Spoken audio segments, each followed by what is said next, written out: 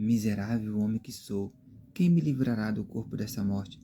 É um versículo que para nós não tem muito sentido. Quem me livrará do corpo dessa morte? Mas para a gente entender ele melhor, a gente temos que voltar um pouco no passado, porque o povo entendia do que Paulo está falando. Então a gente vamos entender agora. O povo no passado ele tinha um costume, uma prática de quando alguém cometesse um crime, tirasse a vida de alguém, ele pegaria essa pessoa e ele era julgado dessa seguinte forma: pegava aquele homem, amarrava aquele cadáver naquele homem e prendia ele em algum lugar. Ninguém ia tirar a vida dele. O tempo tiraria a vida dele, porque aquele cadáver ia se decompor em cima daquele homem.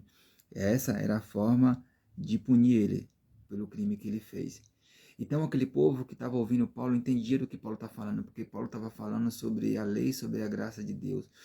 Paulo está falando sobre o pecado, Paulo está falando sobre as coisas que eles precisavam se desprender e que tinha coisas que só o Senhor podia fazer com que ele ficasse longe.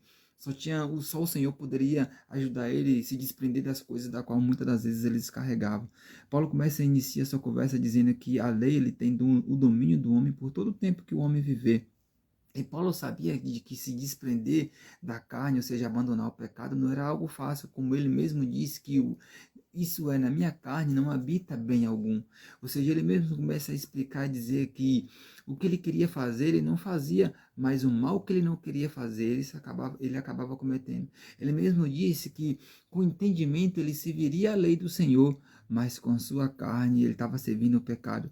Mas que todos os dias eles se esforçavam para que, por misericórdia e pela graça de Deus, o Senhor o ajudasse a vencer dia após dia. Por causa que Paulo sabia o homem que ele era e que ele estava cada vez mais se tornando e que ele queria mais se tornar na presença do Senhor.